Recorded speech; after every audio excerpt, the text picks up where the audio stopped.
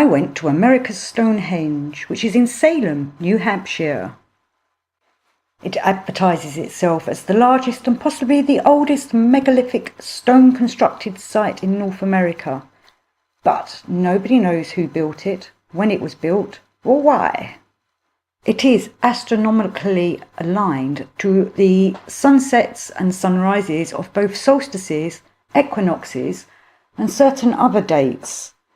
But the reason these other dates might be included is because, from what they've discovered, these sites were all set for 4,000 years ago. So the stones are set for summer solstice, winter solstice of 4,000 years ago. As you can see, there's loads of little cave-type dwellings all over the place. Definitely not natural, but man-made, or something made them. Stone walls, giant stone slabs across the roofs, all made from this kind of slate material, within which is a lot of quartz, and they discovered a lot of crystals in one of the archaeological digs.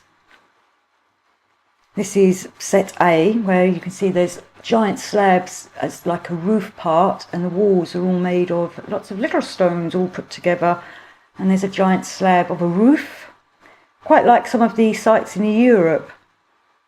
Some of it's chained off to make sure that we don't go and do something silly like play about on the rocks, or perhaps to keep the wild animals away. As you'll see later, there's lots of chipmunks here. This is G. G is the summer solstice sunset monolith. As you can see, it's quite a big piece. But again, let me remind you, this is for the sunset of approximately 4,000 years ago. As we carry on round, seeing the rest of the sites, we're winding our way up the top of the hill. So all the walls are made of lots of little stones, but in them there seems to be giant slabs of rock, either on the side or coming out from them like a table. We'll see close-ups of that in a while. Like this giant slab. This is E. E is the November the 1st sunset stone, and this standing stone is aligned with the November the 1st sunset. Date apparently very important in many ancient cultures. Again, the caverns are chained off to stop us going in and wild animals coming out. I suppose they're worried that if we go in, they'll fall down on us, the stones. Even though they've been standing there for over 4,000 years. So some of the stones, like just being left there, whether these were being quarried. This is the stone table with a hole in it. As you can see on the side, that hole leads down to another hole inside it, and apparently people used to talk through it. It was known as the speaking tubes, and words were spoken through this stone-lined tube. So they came out of the sacrificial table, goes outside the chamber, and gives the impression that the table is talking. And this is where the term oracle comes from. In recent discoveries, this tunnel was blocked at both ends with small stones. This is the sacrificial table from the other side. As you can see, there's lots of stones just scattered about everywhere, like boulders, standing stone type chipmunk, loads of them everywhere. Can you spot him? So another giant roof. Now this is a big slab, and the ones inside holding the wall up are quite large as well. I don't know why they painted some of the gaps with white. So again, constructions with giant slabs and lots of little slate slabs go up along the wall, bringing it all together. Another fenced off piece. I suppose they're worried if we walk under it, it will fall on us and crush our heads.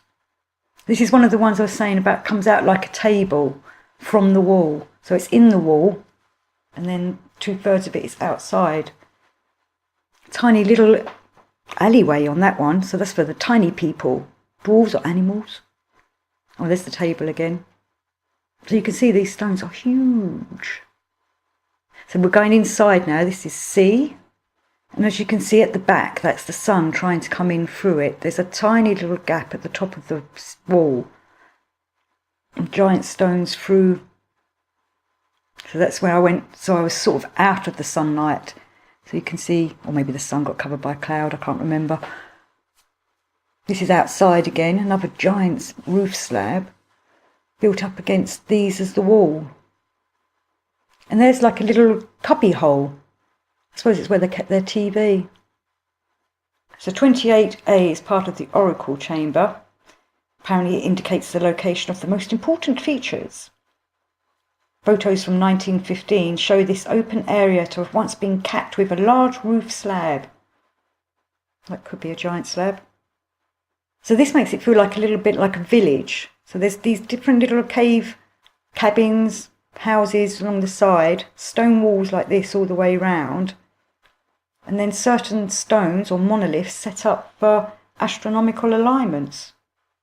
This is the table they think they do the sacrifices on, just because it's got a drain on it. But the drain, that square that's cut into it, doesn't drain away to anywhere.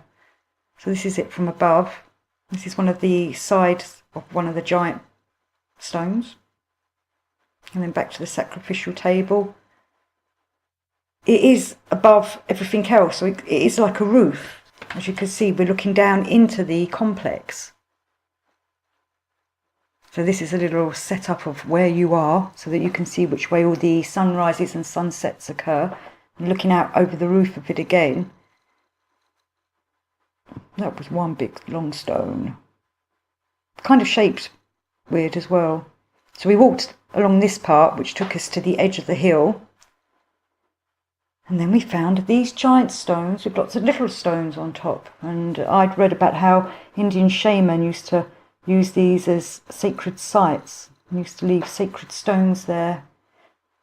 And then one of them magical stones with a hole through it. Who knows what they were used for. Thanks for listening to me talk about my little trip to America's Stonehenge in Salem.